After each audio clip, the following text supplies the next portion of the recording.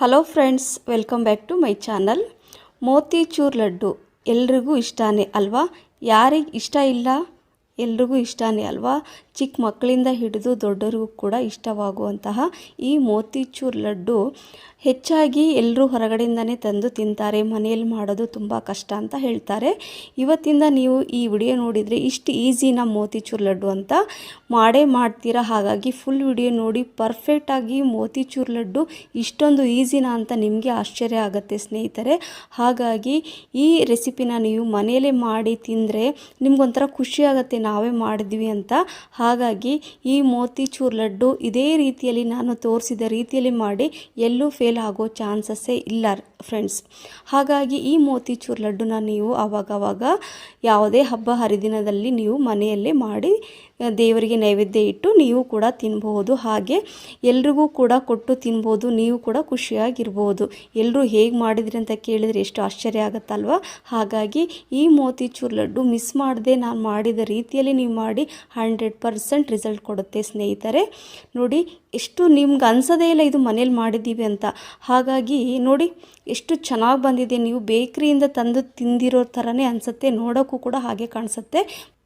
ಯಾವ ರೀತಿ ಮಾಡೋದು ಅಂತ ನೋಡೋಣ. 1 ಕಪ್ಪಷ್ಟು ನಾನು ಕಡಲೆ ಹಿಟ್ಟನ್ನು ಹಾಕ್ಕೊಂಡಿದ್ದೀನಿ. ಹಾಗೆ 1 ಕಪ್ಪಷ್ಟು ಅಥವಾ 3/4 ಕಪ್ಪಷ್ಟು ನೀರನ್ನು ಹಾಕೋಬೋದು. ಕೆಲವೊಂದು ಹಿಟ್ಟು ಸ್ವಲ್ಪ ನೀರು ಜಾಸ್ತಿ ಹಿಡಿಸುತ್ತೆ, ಕೆಲವೊಂದು ಹಿಟ್ಟು ಸ್ವಲ್ಪ ನೀರು ಕಡಿಮೆ ಕೂಡ ಹಿಡಿಸುತ್ತೆ. ಹಾಗಾಗಿ ನೀವು ನೋಡಿಕೊಂಡು, ಇಲ್ಲಿ ನಾನು 1 ಕಪ್ ಹಿಟ್ಟಿಗೆ 1 ಕಪ್ಪಷ್ಟು ನಾನು ನೀರನ್ನು ಹಾಕ್ಕೊಂಡಿದ್ದೀನಿ. ಇಲ್ಲ ಅಂದರೆ ನೀವು ಸ್ವಲ್ಪನೇ ಹಾಕ್ಕೊಂಡು ಕಲಿಸ್ಕೊಳ್ಳಿ.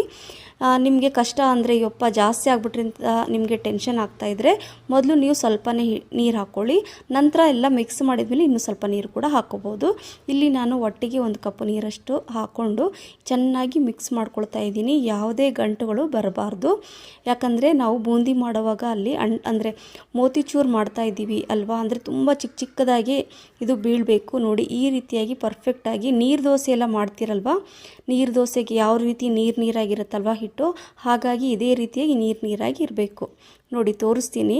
ಇಲ್ಲಿ ನೋಡಿ, ಇಲ್ಲಿ ಹಾಕಿದ ತಕ್ಷಣವೇ ಎಲ್ಲ ಬೀಳಬೇಕು, ಅಲ್ಲೇ ಎಲ್ಲೂ ನಿಂತ್ಕೋಬಾರ್ದು. ನೀವು ನೋಡ್ತಾ ಇರ್ಬೋದು. ನೋಡಿ, ಇನ್ನೊಂದು ಸಲ ತೋರಿಸ್ತೀನಿ. ನೋಡಿ, 1 ಸ್ಪೂನಲ್ಲಿ ನಾನು ಹಿಟ್ಟನ್ನು ತೊಗೊಂಡ್ಬಿಟ್ಟು ಹಾಕ್ಕೊಳ್ತಾ ಇದ್ದೀನಿ. ತಕ್ಷಣ ಕೆಳಗಡೆ ಬೀಳ್ತಾ ಇದೆ, ಎಲ್ಲೂ ಕೂಡ ಅದು ನಿಂತ್ಕೊಳ್ತಾ ಇಲ್ಲ. ಅಂದರೆ ಇದು ಪರ್ಫೆಕ್ಟ್ ಆಗಿ ಹಿಟ್ಟು ರೆಡಿಯಾಗಿದೆ ಅಂತ ಅರ್ಥ ಸ್ನೇಹಿತರೆ. ಸೊ ಈ ರೀತಿಯಾಗಿ ಮೊದಲು ನೀವು ಹಿಟ್ಟನ್ನು ಕರೆಕ್ಟಾಗಿ ಹದವಾಗಿ ಕಲಿಸ್ಕೋಬೇಕು. ಈಗ ನಾನು ಒಂದು ಕಡಾಯಿ ಇಟ್ಕೊಂಡಿದ್ದೀನಿ, ಬಾಣಲಿ. ಇದು ಇಟ್ಕೊಂಡ್ಬಿಟ್ಟು ನಾನು ಸ್ವಲ್ಪ ಎಣ್ಣೆನ ಹಾಕ್ಕೊಂಡಿದ್ದೀನಿ. ಈಗ ಚೆನ್ನಾಗಿ ಎಣ್ಣೆ ಬಿಸಿಯಾಗಿದೆ. ಬಿಸಿ ಇರುವಾಗಲೇ ಹಾಕ್ಕೋಬೇಕಾಗತ್ತೆ. ಇಲ್ಲಿ ಒಂದು 3 ಸ್ಪೂನಷ್ಟು ನಾನು ಹಾಕ್ಕೊಳ್ತಾ ಇದ್ದೀನಿ. ನೀವು ನೋಡ್ತಾ ಇರ್ಬೋದು. ಹಾಕಿದ ತಕ್ಷಣ ಅದು ಬೀಳ್ತಾ ಇದೆ. ಈ ರೀತಿಯಾಗಿ ಮಾಡಬೇಕು ನೀವು ಮೋತಿಚೂರ್ ಲಡ್ಡುಗೆ. ಇದೇ ರೀತಿಯಾಗಿ ಹಿಟ್ಟು ತುಂಬ ನೀರಾಗಿರಬೇಕು. ನೋಡ್ತಾ ಇದ್ದೀರಲ್ವ? ತಕ್ಷಣ ಅದು ಕೆಳಗಡೆ ಬೀಳ್ತಾ ಇದೆ. ಎಲ್ಲೂ ಕೂಡ ನಿಂತ್ಕೊಳ್ತಾ ಇಲ್ಲ, ಎಲ್ಲೂ ಕೂಡ ಸ್ವಲ್ಪ ಕೂಡ ಗಂಟಿಲ್ಲ. ಹೈ ಫ್ಲೇಮಲ್ಲೇ ಮಾಡ್ಕೋಬೇಕು. ಎಣ್ಣೆ ಬಿಸಿಯಾಗಿರಬೇಕು. ತಣ್ಣಗಿದ್ರೆ ನೀವು ಮೋತಿಚೂರ್ ಲಡ್ಡು ಮಾಡ್ಕೊಳ್ಳೋಕ್ಕಾಗಲ್ಲ, ಚೆನ್ನಾಗಿ ಬರಲ್ಲ ಸ್ನೇಹಿತರೆ. ಹೈ ಫ್ಲೇಮಲ್ಲೇ ಇಟ್ಕೊಂಡ್ಬಿಟ್ಟು ಎಣ್ಣೆನ ಚೆನ್ನಾಗಿ ಬಿಸಿ ಮಾಡ್ಕೊಳ್ಳಿ. ಬಿಸಿ ಮಾಡ್ಕೊಂಡ ನಂತರ ಈ ರೀತಿಯಾಗಿ ನಾನು ತೋರಿಸಿದ್ನಲ್ಲ, ಇದೇ ರೀತಿಯಾಗಿ ನೀವು ಹಾಕ್ಕೋಬೇಕು. ಹಾಕಿ ಒಂದು 30 ಸೆಕೆಂಡ್ ನೀವು ಹಾಗೆ ಬಿಡಬೇಕು. ನಂತರ ಈ ರೀತಿಯಾಗಿ 1-2 ನಿಮಿಷ ಸಾಕಾಗುತ್ತೆ. ಜಾಸ್ತಿ ಕೂಡ ಬಿಡಬೇಡಿ. ಕಲರ್ ಕೂಡ ಚೇಂಜ್ ಆಗಬಾರ್ದು. ಕಲರ್ ಚೇಂಜ್ ಆದರೆ ಚೆನ್ನಾಗಿರಲ್ಲ. ಹಾಗಾಗಿ ನೋಡಿ, ಈಗ ನಾನು ತೆಗೆದು ಇಡ್ತಾ ಇದ್ದೀನಿ. ನೀವು ನೋಡ್ತಾ ಇರ್ಬೋದು. ಬೇಗನೆ ಆಗುತ್ತೆ, ಯಾಕಂದರೆ ತುಂಬ ನೀರಾಗಿ ಇರುತ್ತೆ. ಇದು ಬೇಗ ಫ್ರೈ ಆಗಿಬಿಡುತ್ತೆ. ಹಾಗಾಗಿ ಈಗ ನಾನು ಈ ರೀತಿಯಾಗಿ ತೆಗೆದು ಇಟ್ಕೊಳ್ತಾ ಇದ್ದೀನಿ. ನೋಡಿ, ತುಂಬ ಚೆನ್ನಾಗಿ ಬಂದಿದೆ ಸ್ನೇಹಿತರೆ. ಹಾಗಾಗಿ ಮಿಸ್ ಮಾಡದೆ ನೀವು ನಾನು ತೋರಿಸಿದ ರೀತಿಯಲ್ಲಿ ಮಾಡಿ 100% ನೀವು ಈ ಮೋತಿಚೂರ್ ಲಡ್ಡುನ ಮಾಡ್ತೀರಾ. ನೋಡಿ, ಇನ್ನೊಂದು ಸಲ ತೋರಿಸ್ತೀನಿ. ಈಗ ಎಣ್ಣೆ ಬಿಸಿ ಇರಬೇಕು. ಹೈ ಫ್ಲೇಮಲ್ಲೇ ಇಟ್ಟು ಮಾಡ್ಕೋಬೇಕು ಸ್ನೇಹಿತರೆ. ಈಗ ನೋಡಿ, ಸ್ಪೂನಿಲ್ಲೇ ಹಾಕಿದ ತಕ್ಷಣವೇ ಎಷ್ಟು ಚೆನ್ನಾಗಿ ಬೀಳ್ತಾ ಇದೆ. ಎಲ್ಲೂ ಕೂಡ ಒಂದು ಗಂಟು ಕೂಡ ಇಲ್ಲ. ತುಂಬ ಚೆನ್ನಾಗಿ ಬರ್ತಾ ಇದೆ. ಈ ರೀತಿಯಾಗಿ ಬಂದ್ರೇ ಪರ್ಫೆಕ್ಟಾಗಿ ಮೋತಿಚೂರ್ ಲಡ್ಡು ನೀವು ಮಾಡ್ಕೋಬೋದು ಮನೆಯಲ್ಲೇ. ನೋಡಿ, ಈ ರೀತಿ ಹಾಕ್ಕೊಂಬಿಟ್ಟು ಒಂದು 30 ಸೆಕೆಂಡ್ ಹಾಗೆ ಬಿಡಬೇಕಾಗತ್ತೆ. ಹಾಕಿ ತಕ್ಷಣ ಮಿಕ್ಸ್ ಮಾಡ್ಕೊಳಕ್ಕೆ ಹೋಗಬೇಡಿ. ಈಗ ಹಾಕಿದ ತಕ್ಷಣವೇ ಒಂದು 30 ಸೆಕೆಂಡ್ ಹಾಗೆ ಬಿಡಿ ಹೈ ಫ್ಲೇಮಲ್ಲೇ. ಈಗ ಒಂದು 30 ಸೆಕೆಂಡ್ ಹಾಗೆ ಸ್ಪೂನಿಂದ ಎಲ್ಲ ಮಿಕ್ಸ್ ಮಾಡ್ಕೊಂಡ ನಂತರ ಈಗ ತೆಗೆದು ಇಟ್ಕೋಬೇಕಾಗತ್ತೆ. ನೋಡಿ, ಎಷ್ಟು ಚೆನ್ನಾಗಿ ಬಂದಿದೆ. ನಿಮಗೆ ನೋಡ್ತಾನೆ ಗೊತ್ತಾಗ್ತಾ ಇದೆ. ಎಲ್ಲೋ ಸ್ವಲ್ಪ ಒಂದೊಂದು ಈ ಥರ ಅಂಟ್ಕೊಂಡಿದ್ರೆ ನಾನು ನಿಮ್ಗೆ ತೋರಿಸ್ತೀನಿ ಯಾವ ರೀತಿ ಅದನ್ನು ನಾನು ಮಾಡ್ತೀನಿ ಅಂತ. ಮೊದಲು ನೀವು ಈ ರೀತಿಯಾಗಿ ಫ್ರೈ ಮಾಡ್ಕೊಳ್ಳಿ, ಕಲರ್ ಚೇಂಜ್ ಆಗದೆ ಇರೋ ರೀತಿಯಲ್ಲಿ. ನೋಡಿ ಎಲ್ಲ ಫ್ರೈ ಮಾಡ್ಕೊಂಡ ನಂತರ ಕೆಲವೊಂದು ನಿಮಗೆ ಅಂದರೆ ಅಂದರೆ ಗಂಟು ಆಗಿದೆ ಅಂತ ನಿಮ್ಗೆ ಏನಾದರೂ ಅನಿಸಿದೆ, ಈ ರೀತಿ ಟೈಟಾಗಿ ಎಲ್ಲ ಪ್ರೆಸ್ ಮಾಡ್ಕೊಂಡು ಎಲ್ಲ ಪುಡಿ ಮಾಡ್ಕೊಳ್ಳಿ ಅಷ್ಟೇ, ಮತ್ತೇನೂ ಇಲ್ಲ ಸ್ನೇಹಿತರೆ. ಈಗ ಒಂದು ಪಾತ್ರೆಯಲ್ಲಿ ನಾನು 1 ಕಪ್ಪಷ್ಟು ಸಕ್ಕರೆಯನ್ನು ಹಾಕ್ಕೊಂಡಿದ್ದೀನಿ. 1 ಕಪ್ ಸಕ್ಕರೆಗೆ ಅರ್ಧ ಕಪ್ಪಷ್ಟು ನೀರನ್ನು ಹಾಕ್ಕೊಳ್ತಾ ಇದ್ದೀನಿ. ನೋಡ್ತಾ ಇರ್ಬೋದು, 1 ಕಪ್ ಸಕ್ಕರೆಗೆ ಅರ್ಧ ಕಪ್ಪಷ್ಟು ನೀರು ಹಾಕ್ಕೊಂಡ್ಬಿಟ್ಟು ಹೈ ಫ್ಲೇಮಲ್ಲಿ ಇದನ್ನೆಲ್ಲ ಕರಗಿಸ್ಕೋಬೇಕು. 4 ರಿಂದ 5 ಏಲಕ್ಕಿನ ನಾನು ಸ್ವಲ್ಪ ಜಜ್ಜಿಬಿಟ್ಟು ಇದರಲ್ಲಿ ಹಾಕ್ಕೊಳ್ತಾ ಇದ್ದೀನಿ. 4 to 5 ಇದೆ ಇದು ಏಲಕ್ಕಿ. ಇದನ್ನು ಸ್ವಲ್ಪ ಜಜ್ಜಿಬಿಟ್ಟು ಕ್ರಷ್ ಮಾಡಿ ನಾನು ಇದರಲ್ಲಿ ಹಾಕ್ಕೊಳ್ತಾ ಇದ್ದೀನಿ. ಹಾಗೆ 2 ಪಿಂಚಷ್ಟು 2 ಪಿಂಚಷ್ಟು ಅಂದರೆ 2 ಪಿಂಚಷ್ಟು ನಾನು ಫುಡ್ ಕಲರನ್ನು ಹಾಕ್ಕೊಳ್ತಾ ಇದ್ದೀನಿ. ಮನೆಯಲ್ಲಿದ್ದರೆ ನೀವು ಫುಡ್ ಕಲರ್ ಹಾಕ್ಕೊಳ್ಳಿ, ಇಲ್ಲಪ್ಪ ಅಂದರೆ ನೀವು ಹಾಗೆ ಕೂಡ ಮಾಡ್ಕೋಬೋದು. ಬಟ್ ನೋಡಲಿಕ್ಕೆ ತುಂಬ ಚೆನ್ನಾಗಿ ಬರುತ್ತೆ, ಅಂದರೆ ಬೇಕ್ರಿಯಲ್ಲಿ ಸಿಗುವಂಥದ್ದೇ ನಿಮಗೆ ಕಾಣಿಸುತ್ತೆ, ಹಾಗಾಗಿ ಕಲರ್ ಹಾಕಿ ಅಂತ ಹೇಳ್ತಾ ಇದ್ದೀನಿ. ಫುಡ್ ಕಲರ್ ಹಾಕಿ ಚೆನ್ನಾಗಿ 1-2 ರಿಂದ 3 ನಿಮಿಷ ಚೆನ್ನಾಗಿ ಮಿಕ್ಸ್ ಮಾಡ್ಕೋಬೇಕು. ಪಾಕ ಬರೋ ಅವಶ್ಯಕತೆಯೇ ಇಲ್ಲ ಸ್ನೇಹಿತರೆ. ಇದು ಚೆನ್ನಾಗಿ ಸ್ವಲ್ಪ ತಿಕ್ಕು ಬಂದರೆ ಸಾಕು, ಒಂದೆಳೆ ಪಾಕ ಕೂಡ ಬರಬಾರ್ದು. ಜೇನುತುಪ್ಪ ಹಿಡ್ಕೊಂಡ್ರೆ ಹೇಗೆ ನಮಗೆ ಅಂಟಂಟು ಅನಿಸುತ್ತಲ್ವ, ಜಿಗುಡ್ ಥರ, ಅಷ್ಟು ಬಂದರೆ ಸಾಕು, ಪಾಕ ಮಾಡ್ಕೊಳ್ಳೋ ಅವಶ್ಯಕತೆ ಇಲ್ಲ ಸ್ನೇಹಿತರೆ. ಈಗ ಇದು ಸೇಮ್ ಅದೇ ರೀತಿಯಾಗಿ ಬಂದಿದೆ. ಈಗ ನಾನು ಮೀಡಿಯಮ್ ಫ್ಲೇಮಲ್ಲೇ ಇಟ್ಕೊಂಡ್ಬಿಟ್ಟು ಫ್ರೈ ಮಾಡಿದಂತಹ ಬೂಂದಿನ ನಾನು ಇದರಲ್ಲಿ ಹಾಕ್ಕೊಳ್ತಾ ಇದ್ದೀನಿ. ಮೀಡಿಯಮ್ ಫ್ಲೇಮಲ್ಲೇ ಇಟ್ಕೊಂಡಿದ್ದೀನಿ, ಗ್ಯಾಸ್ ಫ್ಲೇಮನ್ನು ಆಫ್ ಮಾಡ್ಕೋಬೇಡಿ ಇದು ಹಾಕುವಾಗ. ಇದೆಲ್ಲ ಹಾಕ್ಬಿಟ್ಟು ಚೆನ್ನಾಗಿ ಒಂದು 30 ಸೆಕೆಂಡ್ ಅಥವಾ 1 ನಿಮಿಷ ನೀವು ಚೆನ್ನಾಗಿ ಮಿಕ್ಸ್ ಮಾಡ್ಕೋಬೇಕಾಗತ್ತೆ.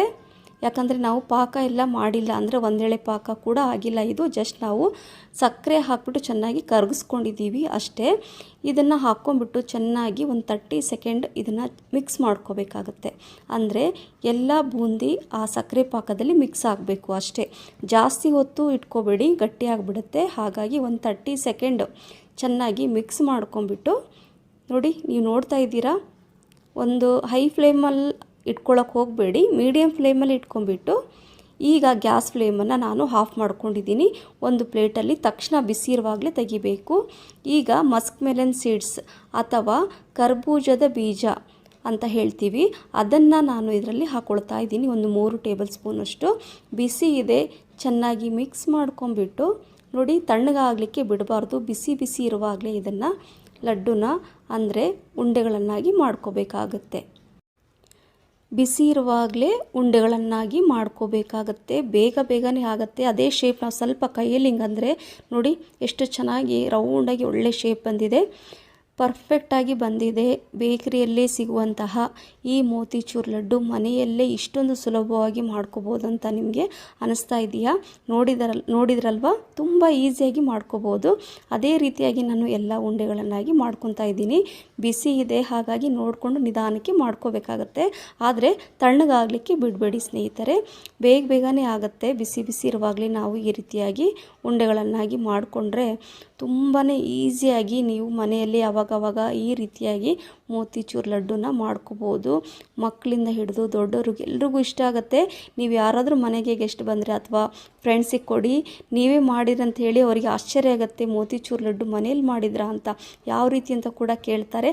ಹಾಗಾಗಿ ನೀವು ನಾನು ಯಾವ ರೀತಿ ತೋರಿಸಿದ್ನೋ ಅದೇ ರೀತಿಯಾಗಿ ಮಿಸ್ ಮಾಡದೆ ಇದೇ ರೀತಿ ಮಾಡಿ ತುಂಬ ಈಸಿಯಾಗಿ ನೀವು ಮನೆಯಲ್ಲೇ ಮಾಡ್ಕೋಬೋದು. ಸುಮ್ಮನೆ ಬೇಕರಿಯಲ್ಲೇ ಸಾಕಷ್ಟು ದುಡ್ಡನ್ನು ಖರ್ಚು ಮಾಡಿ ನೀವು ತಿಂತೀರಾ, ಇದು ಕಡಿಮೆ ಖರ್ಚಲ್ಲೇ ಮನೆಯಲ್ಲೇ ನೀವು ಮಾಡ್ಕೋಬೋದು. ಅಂದರೆ ಎಲ್ಲರೂ ತಿನ್ಬೋದು ಕಡಿಮೆ ಖರ್ಚಲ್ಲೇ ಅಲ್ವಾ? ನೋಡಿ ಎಷ್ಟು ಚೆನ್ನಾಗಿ ಬಂದಿದೆ, ಪರ್ಫೆಕ್ಟಾಗಿ ಮೋತಿಚೂರ್ ರೆಡಿಯಾಗಿದೆ. ಇದೇ ರೀತಿಯಾಗಿ ನಾನು ಎಲ್ಲ ಉಂಡೆಗಳನ್ನಾಗಿ ಮಾಡಿ ಇಟ್ಕೊಳ್ತಾ ಇದ್ದೀನಿ ಸ್ನೇಹಿತರೆ. ನೋಡಿ, ಇಷ್ಟೊಂದು ಮೋತಿಚೂರ್ ಲಡ್ಡು ರೆಡಿ ಆಯಿತು. ಈಸಿಯಾಗಿ ಮನೆಯಲ್ಲಿ ಮಾಡ್ಕೋಬೋದು ಅಂತ ಅನಿಸ್ತಲ್ವ? ಖಂಡಿತವಾಗ್ಲೂ ಇದೇ ರೀತಿಗೆ ಟ್ರೈ ಮಾಡಿ, ಎಲ್ಲೂ ಕೂಡ ಫೇಲ್ ಆಗೋ ಚಾನ್ಸಸ್ಸೇ ಇಲ್ಲ ಸ್ನೇಹಿತರೆ. ನೋಡಿ, ಈಗ ನಾನು ನಿಮ್ಗೆ ತೋರಿಸ್ತೀನಿ ಒಂದು.